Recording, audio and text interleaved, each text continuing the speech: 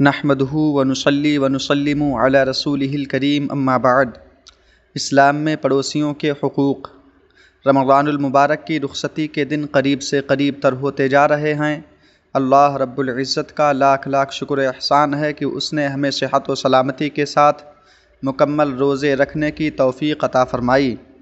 حضرات گرامی، اسلام صرف روزہ نماز کی ادائیگی اور حج و زکوٰۃ کی ذمہ داری سے فارغ ہونے کا نام نہیں، بلکہ ان فرائض کے ساتھ کچھ دوسرے اہم امور کی بجا آوری بھی ضروری ہے تاکہ انسان اسلام کی صحیح چاشنی اور مٹھاس سے لطف اندوز ہو سکے اور اپنے فرائض سے کما حقہ دستبردار ہو سکے۔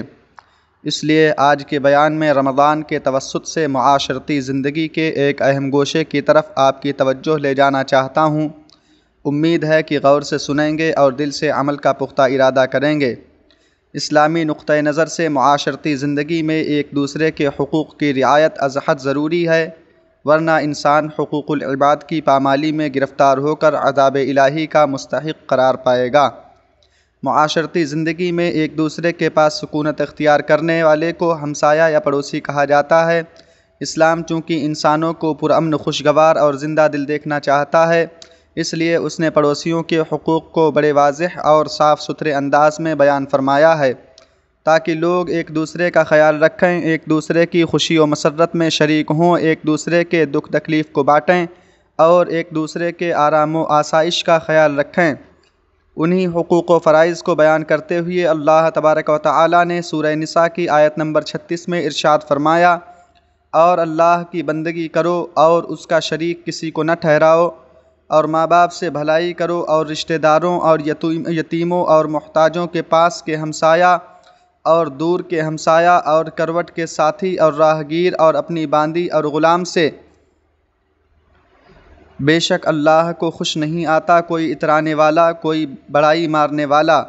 حضرت عائشہ صدیقہ رضی اللہ تعالی عنہا فرماتی ہیں کہ نبی کریم صلی اللہ تعالی علیہ وسلم نے فرمایا، جبرائیل علیہ السلام مجھے پڑوسی کے بارے میں تاکید کرتے رہے یہاں تک کہ میں نے گمان کیا کہ وہ اسے وراثت میں شریک کر دیں گے۔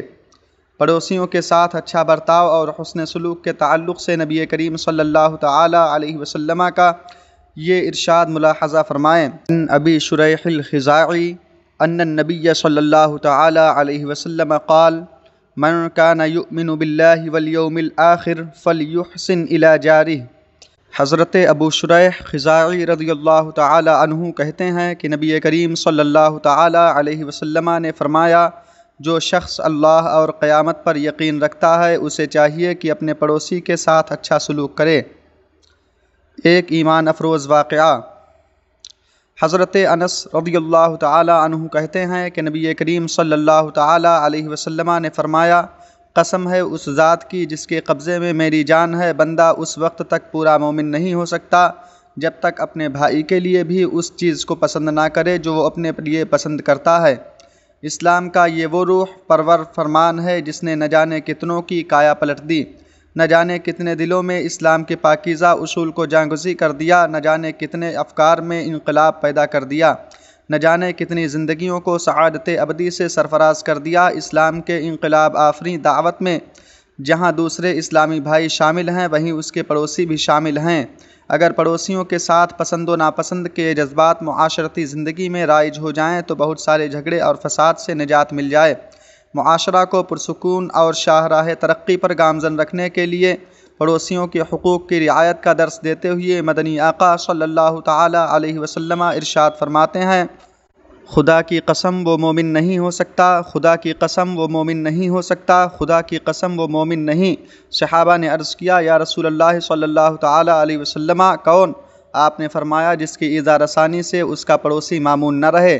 اس حدیث پاک میں نبی پاک صلی اللہ تعالی علیہ وسلم نے نہایت پرجلال انداز میں پڑوسیوں کو تکلیف پہنچانے سے منع فرمایا۔ حدیث پاک کو اپنی نگاہ کے سامنے رکھیں اور اپنے معاشرہ کا جائزہ لیں تو پتہ چلے گا کہ آج عموماً ایک پڑوسی دوسرے پڑوسی سے نالاں ہے، کبھی نالی کو لے کر اور کبھی پانی کو لے کر، کبھی بالکنی کو لے کر اور کبھی دروازے کو لے کر، اور کچھ لوگ تو اپنے پڑوسیوں پر رعب و داب ڈالنے کے چکر میں اس حد تک گزر جاتے ہیں کہ قتل و خونریزی اور کورٹ کچہری سے بھی باز نہیں آتے، حالانکہ اس کا انجام سوائے ندامت و افسوس اور دنیا و آخرت کی بربادی کے اور کچھ نہیں۔ ایک پڑوسی دوسرے کے لیے آئینہ ہے۔ اسلام میں انسان کی اچھائی اور برائی کو جانچنے کے لیے پڑوسی کو مثل آئینہ بتایا گیا، اور بھلا کیوں نہ ہو کہ ایک پڑوسی کا دوسرے پڑوسی سے جتنا سابقہ پڑتا ہے دوسرے لوگوں کا اتنا نہیں پڑتا۔ اس لیے کسی آدمی کی اچھائی یا برائی کو جاننے اور اس کی شخصیت کو پرکھنے کے لیے اس کے پڑوسی کی گواہی بہت اہمیت رکھتی ہے۔ حضرت عبداللہ ابن مسعود فرماتے ہیں کہ ایک شخص بارگاہ رسالت صلی اللہ تعالیٰ علیہ وسلم میں حاضر ہوئے اور انہوں نے دریافت کیا، حبیبی یا رسول اللہ صلی اللہ علیہ وسلم، مجھے اپنی اچھائی یا برائی کا علم کیسے ہوگا؟ نبی کریم صلی اللہ تعالیٰ علیہ وسلم نے ان کے جواب میں ارشاد فرمایا، جب تم اپنے پڑوسی سے اچھا سنو تو سمجھ لو کہ تم نے اچھا کیا، اور جب تم برا سنو تو سمجھ لو کہ تم نے برا کیا۔ گویا کہ آدمی کے اخلاق و کردار کی گواہی آدمی کی اپنی زبان نہیں دیتی بلکہ اس کے پڑوسیوں سے لی جاتی ہے۔ اس حدیث پاک سے جہاں پڑوسی کی عظمت کا اندازہ ہوتا ہے، وہیں اس کی ذمہ داری کا بھی اندازہ ہو رہا ہے کہ اگر کوئی کسی پڑوسی کے بارے میں دریافت کرے تو اس کے خلاف ہرگز غلط بیانی سے کام نہ لے۔ پڑوسیوں کا خیال کرنا ہمارے اسلاف کا محبوب طریقہ رہا ہے۔ اس سلسلے میں حضرت امام اعظم ابو حنیفہ رضی اللہ تعالی عنہ کا یہ واقعہ بہت مشہور ہے۔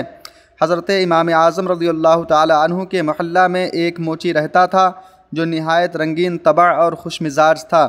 اس کا معمول تھا کہ دن بھر محنت مزدوری کرتا، شام کو بازار جا کر گوشت اور شراب مول لاتا، کچھ رات گئے دوست و احباب جمع ہوتے، خود سیخ پر کباب لگاتا، خود کھاتا، یاروں کو کھلاتا، خوب شراب کا دور چلتا اور مزے میں آ کر شعر گاتا، اضاعونی و ای فتن اضاعوا لیوم کریہۃ و سداد ثغر، لوگوں نے مجھے ہاتھ سے کھو دیا اور کیسے بڑے شخص کو کھویا جو لڑائی اور رخنہ بندی کے دن کام آتا۔ حضرت امام اعظم ذکر و شغل کی وجہ سے رات کو بہت کم سوتے تھے، رات کو اس کی نغمہ سنجیاں سنتے اور کچھ تعرض نہ کرتے، حالانکہ کہا اس سے آپ کو تکلیف ہوئی تھی۔ ایک رات ایسا ہوا کہ شہر کا کوتوال ادھر آ نکلا اور اس کو گرفتار کر کے لے گیا اور قید خانے میں بھیج دیا۔ صبح کو امام صاحب نے دوستوں سے تذکرہ کیا کہ گزشتہ رات ہمارے ہمسایہ کی آواز نہیں آئی، نہ معلوم کیا وجہ ہے۔ لوگوں نے رات کا تمام ماجرا بیان کر دیا کہ وہ غریب تو قید خانہ میں ہے۔ آپ نے اسی وقت سواری طلب کی اور دربار کے کپڑے پہن کر دارالامارہ کی طرف روانہ ہو گئے۔ کوفہ کے گورنر کو لوگوں نے اطلاع دی کہ امام اعظم ابو حنیفہ آپ سے ملنے آئے ہیں۔ اس نے یہ سنتے ہی آپ کے استقبال کے لیے اپنے درباریوں کو بھیجا۔ جب آپ کی سواری نزدیک آئی تو گورنر خود بھی تعظیم کے لیے اٹھا اور نہایت ادب و احترام سے لا کر بٹھایا اور عرض کیا، آپ نے کیوں تکلیف فرمائی؟ مجھ کو بلا بھیجتے، میں خود حاضر ہو جاتا۔ آپ نے فرمایا، ہمارے محلہ میں ایک موچی رہتا تھا، کوتوال نے اسے گرفتار کر لیا ہے، میں چاہتا ہوں کہ وہ رہا کر دیا جائے۔ گورنر نے اسی وقت حکم بھیجا اور وہ رہا کر دیا گیا۔